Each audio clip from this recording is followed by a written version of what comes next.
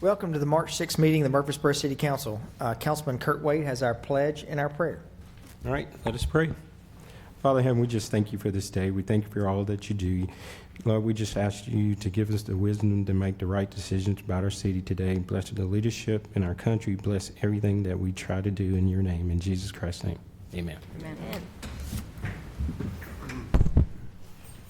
I pledge allegiance to the flag of the United States of America and to the republic for which it stands, one nation, under God, indivisible, with liberty and justice for all. Do we have anyone sign up for public comment? No, sir. Okay. All right, let's move to ceremonial items. All right, we've got back again.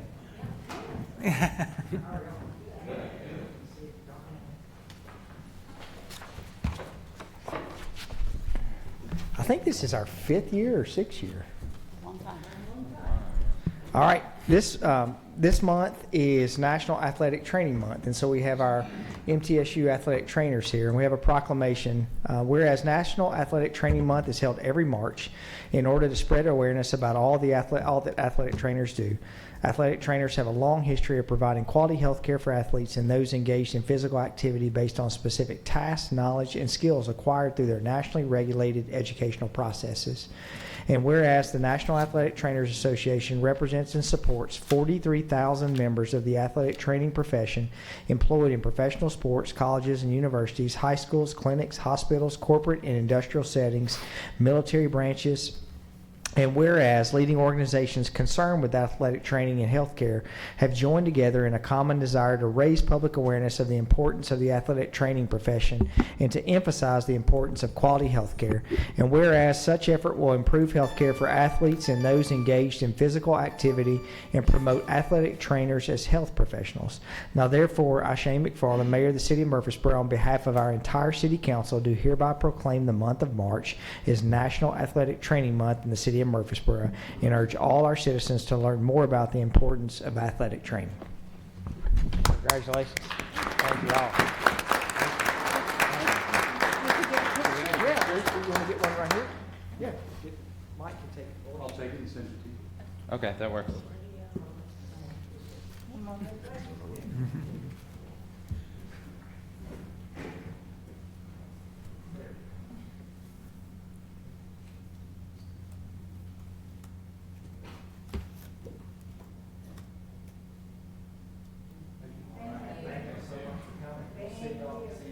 Yeah. I think it was this time last year that I came in on 2 wheels and accidentally wore a tux jacket to give this to y'all last year. He still has it.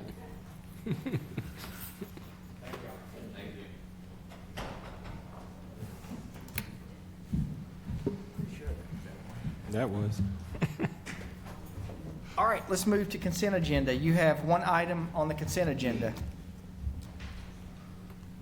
So moved. Second. Motion is second. Please call the roll. Ms. Averwater? Aye. Ms. Gills Harris? Aye. Mr. Maxwell? Aye. Vice Mayor Shacklet? Aye. Mr. Wade? Aye. Mr. Wright? Aye. Mayor McFarland? Aye. All right, we'll move to old business. Sewer ordinance amendments, MCC Section 32.2.1.1, second and final reading. So moved. Second. Motion is second. Please call the roll.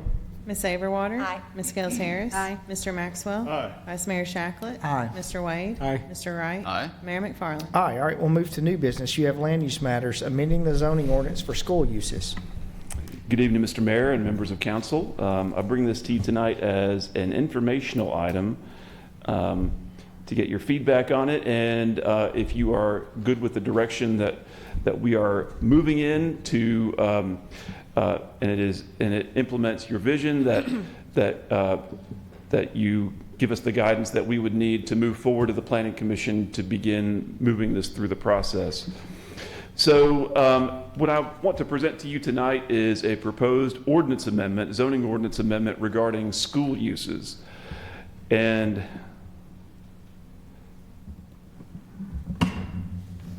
so over the last few months, some concerns with our current process for approving school uses has been brought to our attention.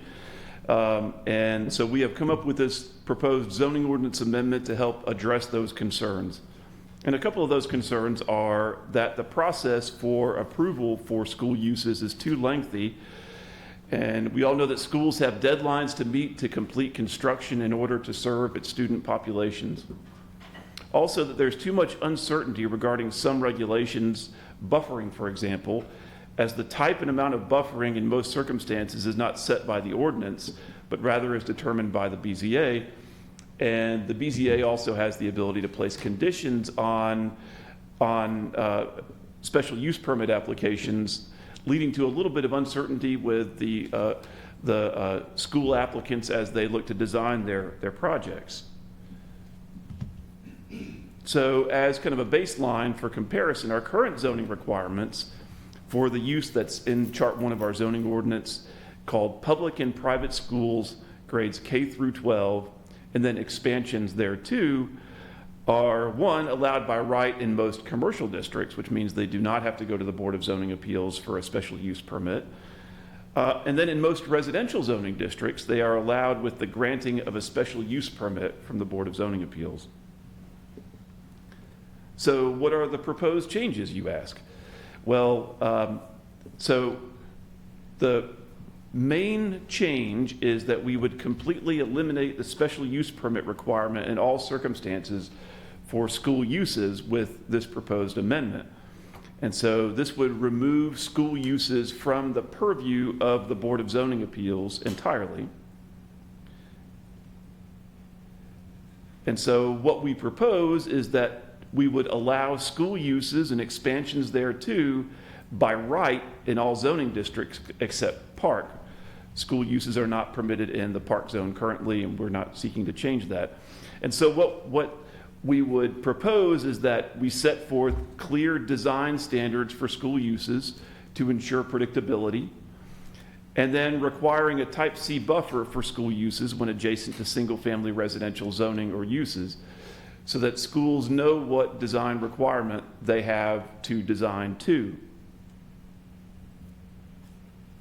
However, there would be several instances where rezoning to a PND, which is a planned institutional development, or a PUD, planned unit development, would be required. Number one, on property where a school use has never previously been established on the subject property. So that's if there is a greenfield site where there is a school proposed to be located, or if it's the retrofit of an existing building, whether that's a standalone building or a multi-tenant building where a public or private school use grades K through 12 is seeking to locate. Number two, where there is a building expansion or an accessory structure with a gross floor area of 50,000 square feet or greater, where such expansion is proposed. Or number three, one or more athletic or recreation fields with lighting or amplified sound are proposed. So those are the three instances where the use would not be allowed by right, where it would have to come through the zoning process as a planned development through the Planning Commission and City Council. So in those instances when a PND or a PUD is required, this proposed amendment sets forth minimum standards to be used in the site design for the planned development. So a baseline, a design baseline, which creates predictability for the schools and their design teams.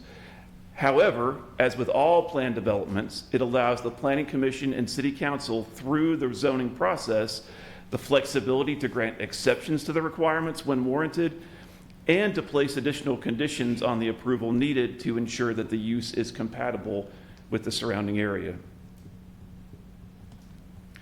So how would the proposed ordinance amendment affect site plan review and approval for schools?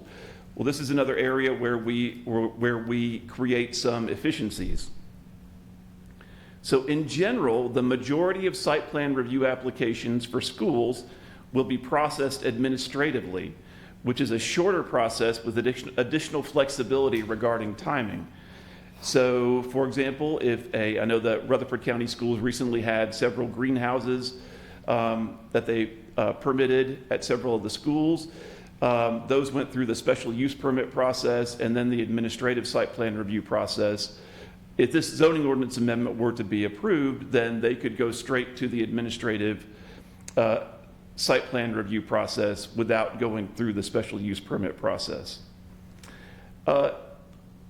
Also, Planning Commission site plan review will be required for the same 3 instances where planned development zoning is required. So in other words, if it's a brand-new school site, if there is an expansion of 50,000 square feet or greater, or where there are athletic fields that have lighting or amplified sound, then site plans for such would be subject to Planning Commission site plan review and approval. With several other minor exceptions, all other site plans would be reviewed administratively. And so a few other modifications that this ordinance amendment proposes is it will create additional flexibility for the maximum building height of school and church buildings. One thing that we've seen over the last several years is that there is a need, especially on large campuses, for additional height for these 2 types of uses. Buildings that, for example, churches now have an exception where they can have an ornamental tower up to 70 feet tall. But other than that, in residential zoning districts, the maximum building height is 35 feet. Same for schools with the 35-foot maximum building height in single-family residential zoning districts. Well, this would allow for a building height of up to 50 feet with a little bit of separation from the adjacent property lines. So creates a little bit of additional flexibility so that those situations are allowed by right without any kind of variance or rezoning. The ordinance amendment also includes a change that where for school uses it would recommend but not require the installation of irrigation systems at school uses. So in the ordinance amendment, the language says that irrigation is recommended but not required for school uses. And finally, just as kind of a cleanup, right now school uses are lumped in with all other institutional group assembly uses such as churches, other places of worship, lodges, country clubs, things like that. So what this does is it separates the standards for school uses from the standards for the other types of institutional group assembly uses. However, it does also create additional consistency in the minimum standards for those other types of institutional group assembly uses, so that when a church is proposing a plan, there's a little bit more specificity for what they have to design to and a little bit more predictability,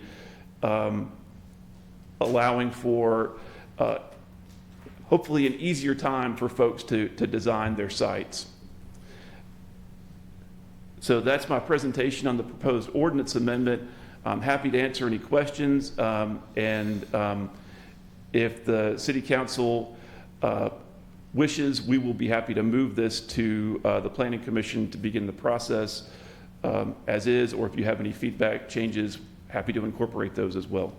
So this is after a lot of discussion that Darren was part of, and Commissioner Phil Dodd was part of. Our director of schools, Sullivan, was part of. So this is everything that came out of those discussions, and then our team went to work on that. I think it's important that we, with the construction needs that we have with schools, not just with the county, but with the city and lots of organizations inside our city, finding a better way and quicker way to be able to handle the process. So the goal was that hopefully our Planning Commission representatives, by bringing this to council first, that if the council was okay, we really can't take a vote, but we could maybe stress the importance of this to our Planning Commission. Does anybody have any questions or any issues with it? Does this go before the Planning Commission then for approval, or is that what the next step? So this would essentially be, if y'all were having a workshop meeting next week, this would essentially be presented to you at the workshop meeting as a workshop item. Really just wanted to get feedback from y'all if we're going in the right direction. And if so, we will go standard operating procedure as usual, which will require a public hearing at the Planning Commission and then a vote. And then over to y'all for another public hearing and votes on 2 readings. Yeah, so Bill, right now, the zoning of schools is a hodgepodge in the city. You may have residential, you may have commercial, fringe, so this would bring all school sites inside the city under this zoning. So there will have to be a public hearing for every site that's in the city of Murfreesboro. So it could be 20-plus sites. Well, so since it's a text amendment, we would advertise the text amendment and anybody citywide who Correct. wanted to speak. But it will affect roughly 20-some-odd sites. Yeah. So, all right. One thing I would offer, or really it's a question, the 50,000 square foot buildings, that's usually, I'm gonna guess, your field houses that, a lot of these schools undertake, but it's not a school undertaking, it's a booster club. And then, that's on those parents. What was the rationale in I guess, excluding them as part of this? So the 50,000 square foot would be a pretty substantial addition, and it's not something that we would see very often. I think most field houses would fall under that 50,000 square feet. That's 50,000 square feet is about the size of a Publix. Yeah, And- most of them are already built out, like any of the high schools around here, most of them already have those facilities.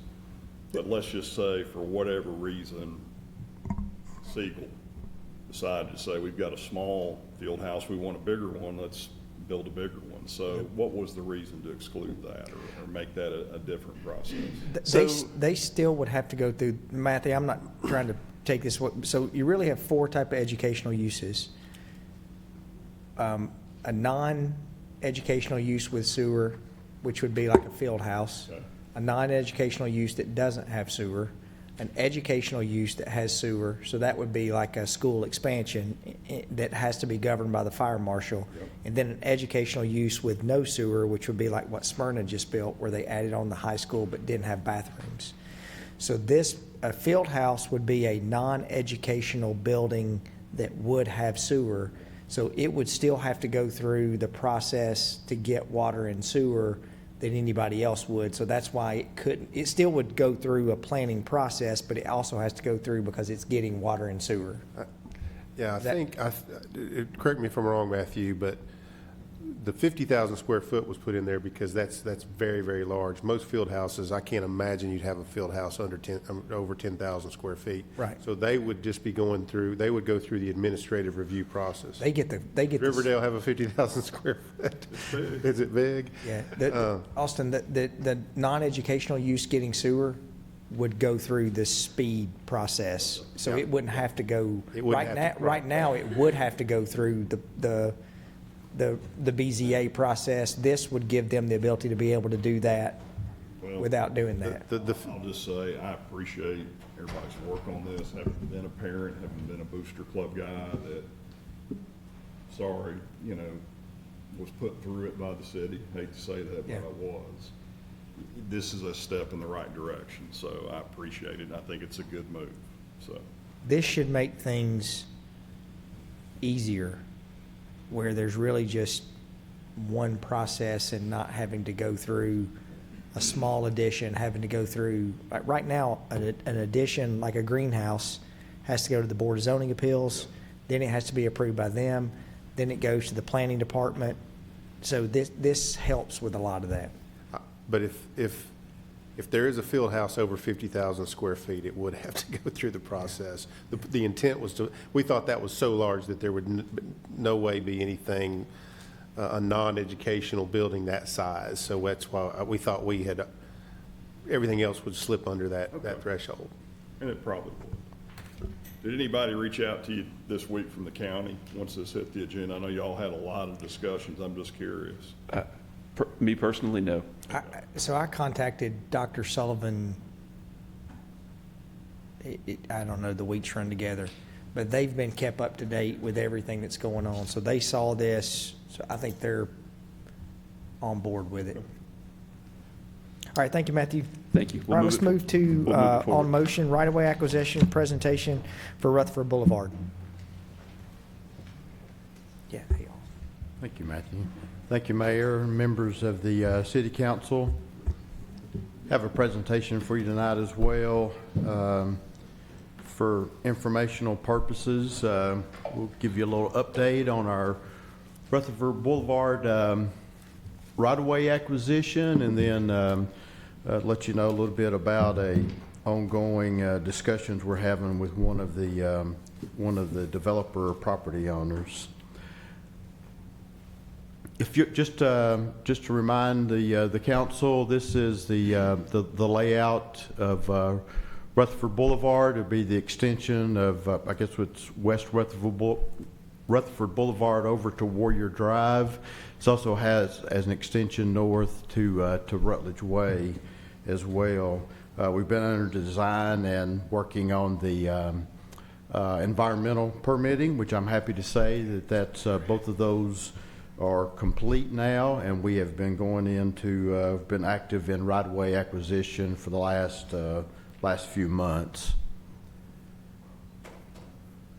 Right-of-way acquisition is going well. The two parcels there in green we've acquired the necessary right-of-way from those for the project. We're actively in negotiations on the other two parcels there on the east side of the interstate. Those are both proceeding well. The property on the west side of the interstate is owned by Swanson Properties, which pretty much includes all the property, all the right-of-way and easements that will be needed from the west side of the interstate. We worked with Mr. Swanson during the process as far as the location of the road. Obviously, he has plans for future development of that, and so we wanted to be able to both to maximize his development use and to get a good approach to go across the interstate, the bridge over the interstate there. So in discussions with Mr. Swanson, we wanted to work out a deal. The property needs a lot of improvement, and I'll go into that now. The right-of-way, we did an appraisal on it, was estimated at $2.6 million, the right-of-way and easements from Mr. Swanson's property. Approximately 60,000 yards of fill is needed for the project, and also 3 drainage culverts will have to be installed as part of the fill. Recent projects indicate that the Shot Rock fill and 3 culverts we estimate those to be around $3.25 million. So we have the right-of-way and easements, it's 2.6, and then the Shot Rock fill, which is we'll call it the improved property, is $3.25 million, an additional $3.25 million. Our proposal to Swanson Development would be to pay for the improved right-of-way, so the right-of-way and the easements, and the placement of the fill and the culverts in the amount of $2.85 million. Just some other things to do with our proposed developers agreement. We would obtain all the environmental permits, which I'd mentioned earlier. We've already acquired those. We'd also provide any city permits that's required. We'll perform all the geotechnical testing on the work that's done to make sure the fill is placed properly. We'd also watch the culverts going in, doing any concrete testing with them. And then at the end of the project, we would provide a acceptance letter to Swanson Properties that the work has been done in accordance with our guidelines. The developer would complete all earthwork that's needed for our project, and also install the drainage pipes. And then he would sell us the property necessary for the right-of-way and easements for the $2.85 million. I will say that's an estimate. We're still working on a final number for the drainage culverts. That was something we just added here within the last week or so. With that, I'll be happy to answer any questions you may have.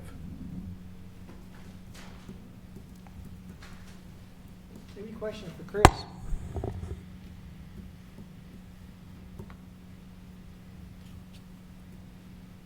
All right. Chris, do you need a motion? This is just for your information. We're still working out some of the details with Mr. Swanson, Okay. and we'll bring it back to you as a full agreement. Thank you, Chris. Thank you. All right, we'll move to agreement with Trimble Technology for maintenance and support services. This is for IT. Ms. Green. Long time no see. It's a long time no see. Good to be seen as well. Good evening, Mayor and Council. Thank you for the opportunity to come before you tonight and present to you an agreement with Trimble Technologies for maintenance and support services. Currently, the city utilizes CityWorks AMS and CityWorks PLL, and those services are locally hosted through a business partner. What we're proposing to you this evening is for you to approve an agreement directly with Trimble, who owns the product, so we will no longer be going through the local business partner, but contracting with them directly. The benefit of that is that Trimble can focus on enhancing CWOL, CWOL, which is CityWorks Online, and that's where the product is moving. It'll reduce our reliance on third-party partners. It'll help us mitigate some current challenges that we have in the system, reduce dependency on a local business partner, gain dedicated vendor support, and establish internal domain expertise, establishing ourselves for some growth in the future. Generally, we bring an annual renewal to you as a pass-through payment through that local business partner, but today we're asking that you approve this agreement directly with Trimble, and it is a 2-year agreement, which will position us to come back to council with a renegotiated price in the future. If you have any questions, I'll be glad to answer them. We did include a copy of the agreement in your materials for your review, and if you have any questions, again, we have some other members of our staff here as well. Is this less expensive going this route directly with them, or is it more expensive? It's not less expensive, but it will get us in a position where the software will be able to provide some features that we don't currently have. What are those features? So creating reports and working with our payment processors through our finance department. So you will be at home. You'll be able to request a permit from your computer through the system. You'll be able to track it. You'll see which departments have it. You'll pay for your permit fees, your impact fees, any other fees associated with the product, either at home or you can, of course, still come in the office.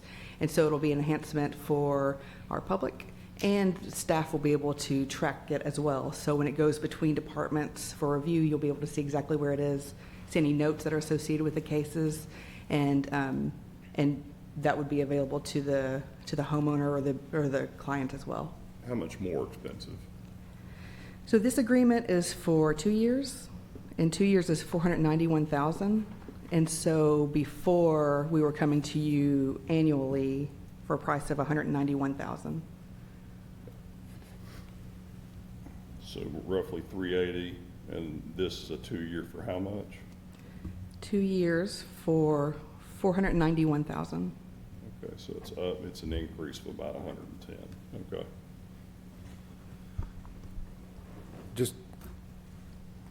Just to point out, okay, it is saying from 4/30/25 to 4/29/27, so it is just a two-year contract. It's a 2-year contract. If you read the agreement, they did something a little odd with they prorated 1 year, and so it looked like it was more than 2, but it's not.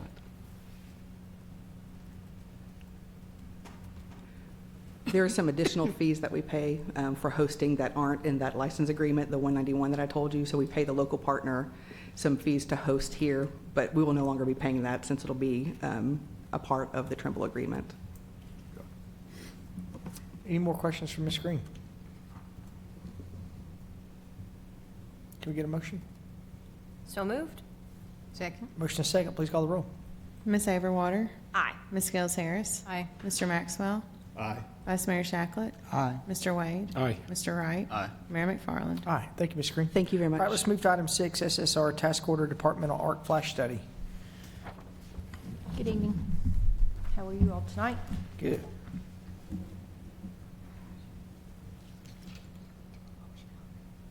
So I had two items, the first being the SSR task order for arc flash study. And what is an arc flash? It's a flash of electric current. It's when light and electricity are released into the air after an arc fault. and when it reaches another conductor or the ground, and an explosion occurs, and it can melt or burn anything nearby. So this study is for all the controls that we have at our water treatment plant, our wastewater plant, and all of our sewer pump stations. And so SSR and their team will go through all of the controls, check the wiring, make sure nothing's faulty that could arc and cause this situation for our staff. And they will go through all of that. The task order is $129,260, and then we will receive a report back from them for any deficiencies that need to be corrected, and that type thing. So we request approval for SSR's task order. This is supposed to be, it's required every 5 years. We are a little out on that 5 years, a little behind getting this study going again. And so we have exceeded, I think the last study was done 2018, and then some of that prior to that. So it's due. Any questions for Ms. Smith? So moved. Second. Motion and second, please call the roll. Ms. Saberwater? Aye. Ms. Gels Harris? Aye. Mr. Maxwell? Aye. Vice Mayor Shacklet? Aye. Mr. Wade? Aye. Mr. Wright? Aye. Mayor McFarland? Aye. All right, we'll now consider the purchase of a new dump truck. So yeah, there's not a lot to say about a dump truck, Any- other than it's 24 years old and it has a lot of operations and maintenance issues. It's been approved to be replaced by Fleet Services and using a statewide contract in the amount of $182,289.61. So we request approval to replace. 24 years old, that's barely as old as Jamie. So moved. Second. Motion and second, please call the roll. Ms. Saberwater? That was a compliment, Jamie. Aye. Ms. Gels Harris? Aye. Mr. Maxwell? Aye. Vice Mayor Shacklet? Aye. Mr. Wade? Aye. Mr. Wright? Aye. Mayor McFarland? Aye. Thank you, Ms. Smith. Ms. All right. Smith, we want to extend our condolences to you on the loss of your father. All right, we have no board and commission appointments. Any beer permits? No, sir? Any statements to be paid? No, sir? Any other business from staff? Any other business from council? Seeing none, we'll stand adjourned.